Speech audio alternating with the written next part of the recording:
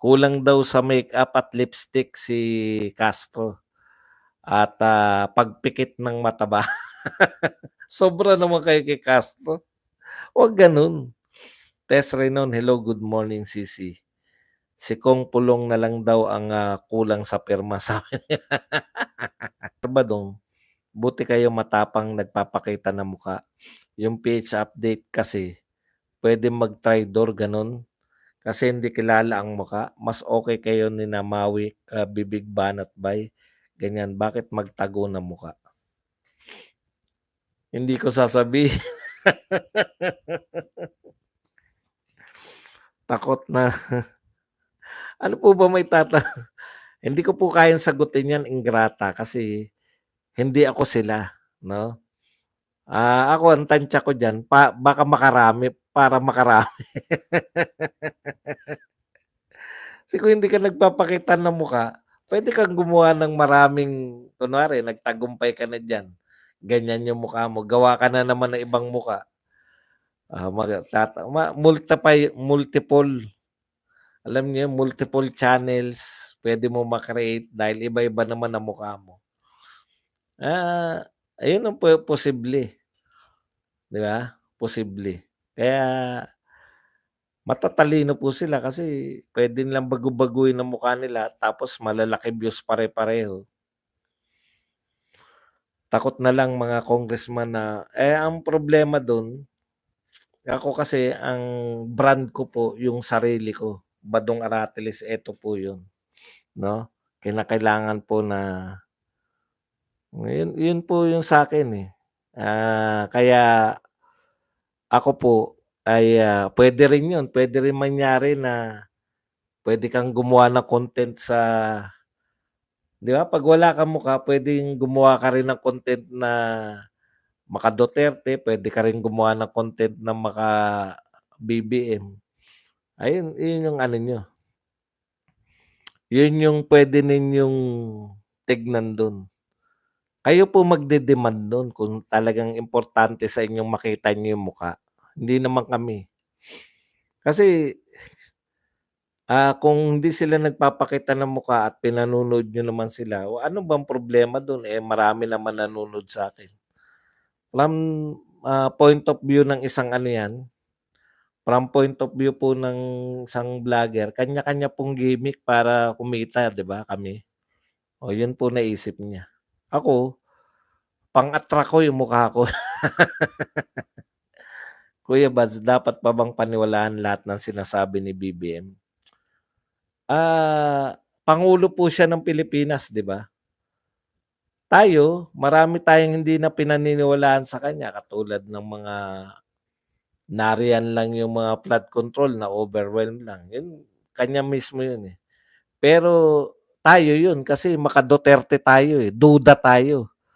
Ang problema 'pag yung hindi naniwala yung mga ayun yung tingin kong problema, 'pag yung mismong mga dapat sumuporta sa'yo, hindi naniwala sa mga sinasabi mo. Halimbawa yan si Martin, wala siyang message of support na dahil sinabi ng pangulo na, ayaw niyang ituloy yung impeachment, pinakikiusapan ko yung aking mga kapwa congressman na, sa susunod na kongreso, kung may impeachment man, 'di ba? Oh, gano'n. Kung hindi ka naniniwala dun sa principal mo, may problema si BBM. Basta ayaw ko ng gano'n, hilig ng PH update na gumamit ng clickbait ta's yung info na binibigay. Ikaw naman ingrata, bakit mo sabihin mo sa kanya yung problema mo sa kanya. Bakit mo sa'kin sinasabi?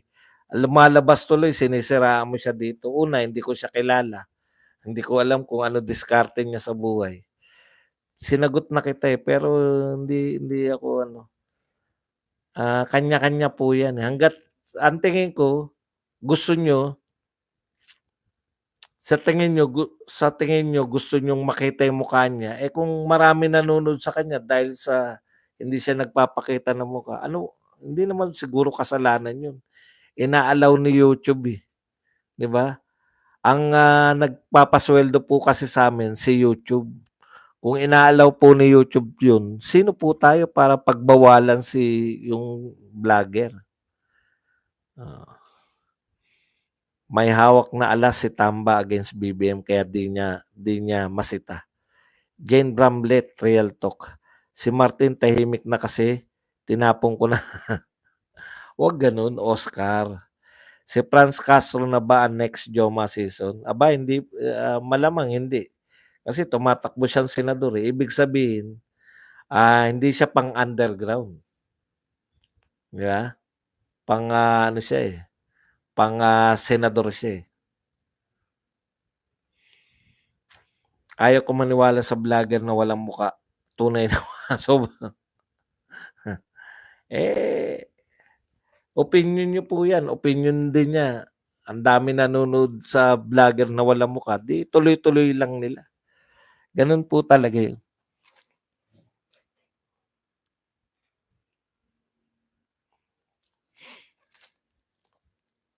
Oscar Ligutan, nakakatawa kung tatalunin ni Tambaluslos si Dante Barona para tumalon pababa sa San Juanico Bridge.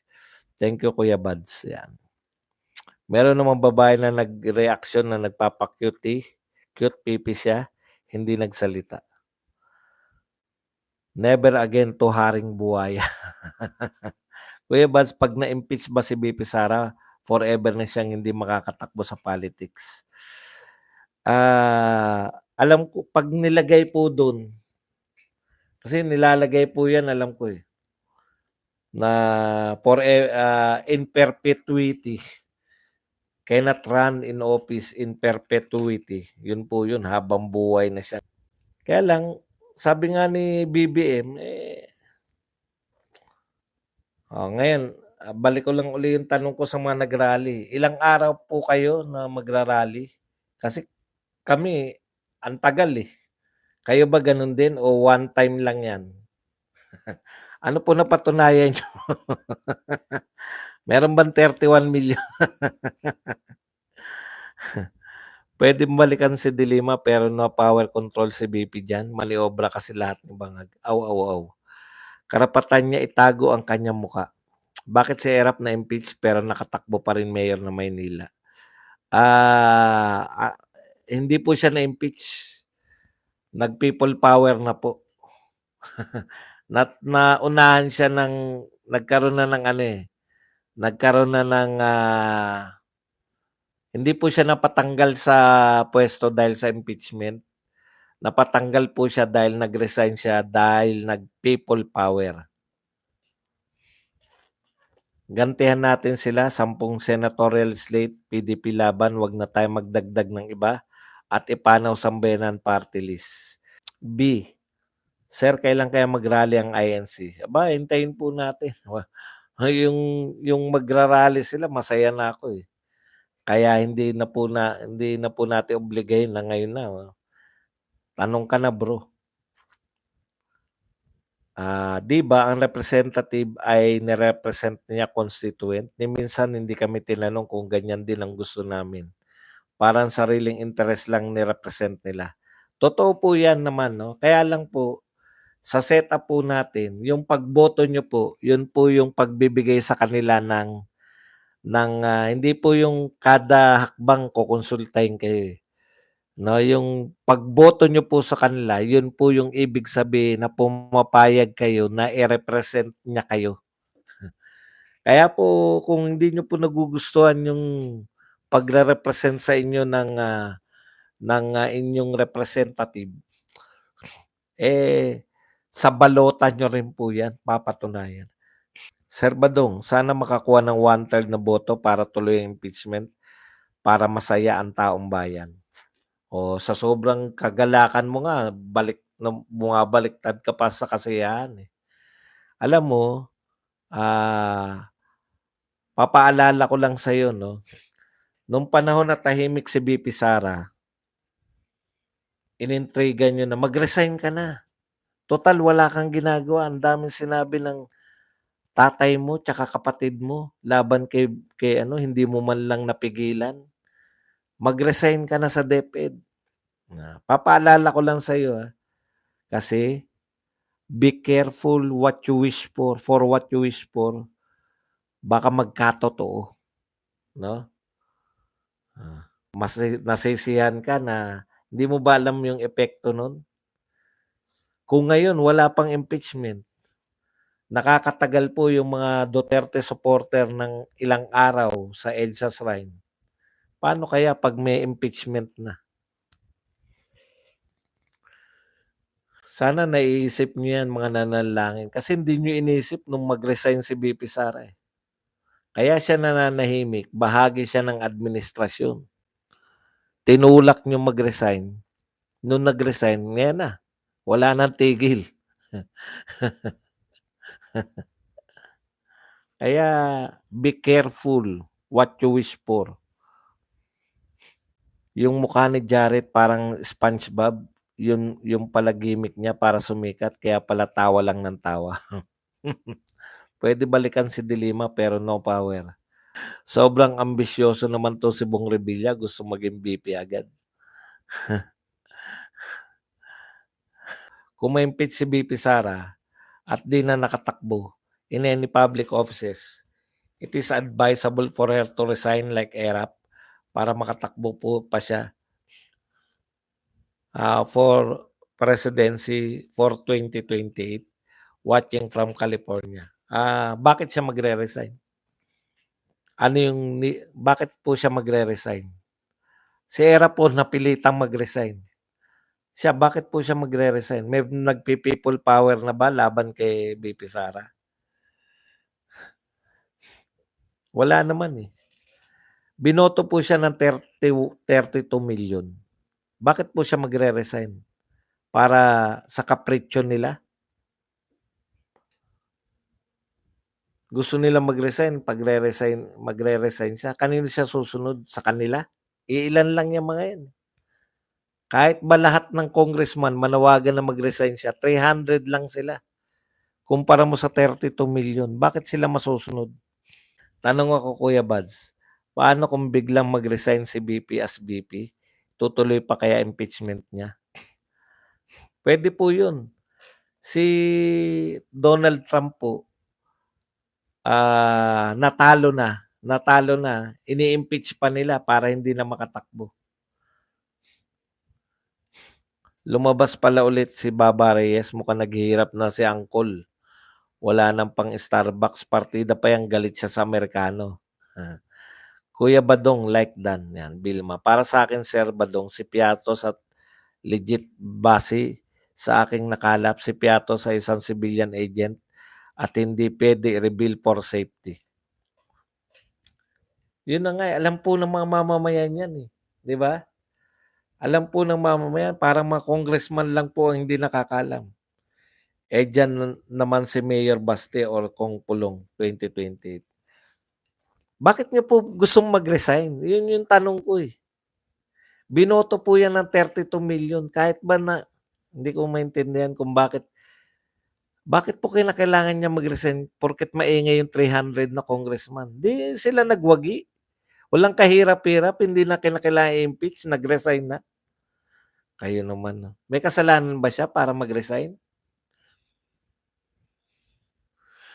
Hindi magre-resign si BP. Serbadong 32 million ang bumoto ni BP pero ang pumunta sa rally ng DDS wala pang 1K.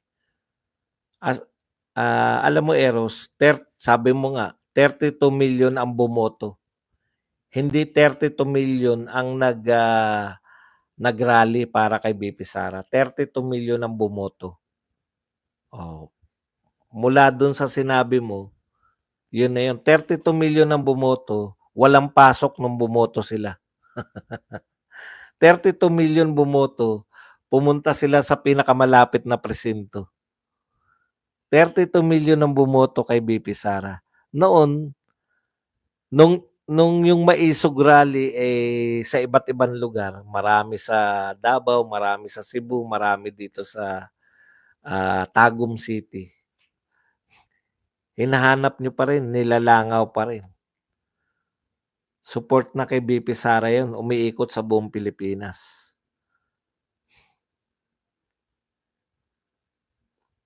Bakit yung nag-EDSA ngayon may 31 million ba yan?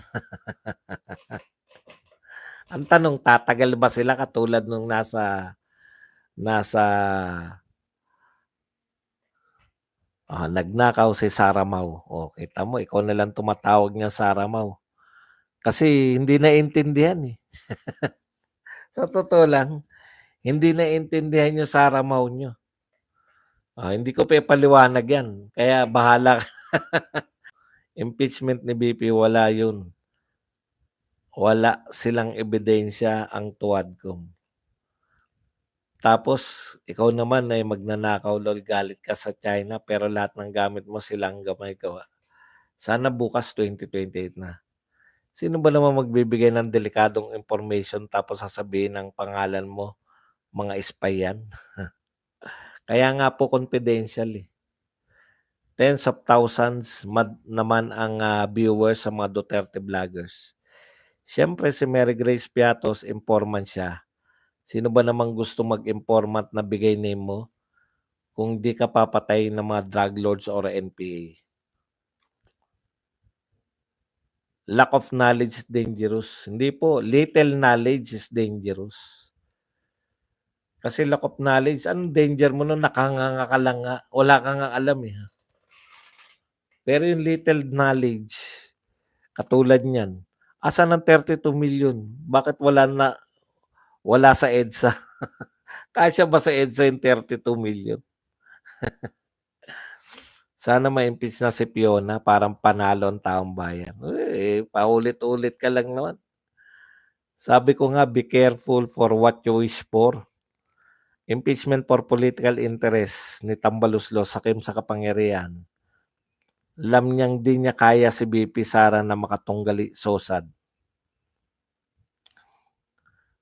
Opinion po yan ng mga viewers, ha.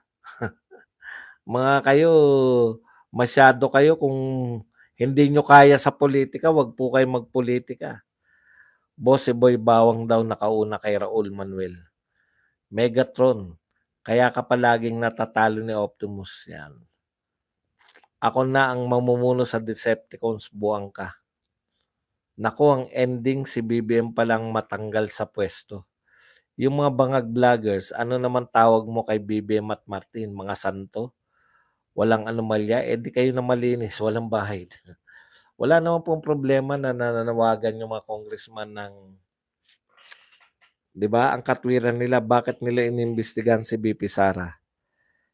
Spirit of transparency, di ba? Kasi pera yan ng taong bayan.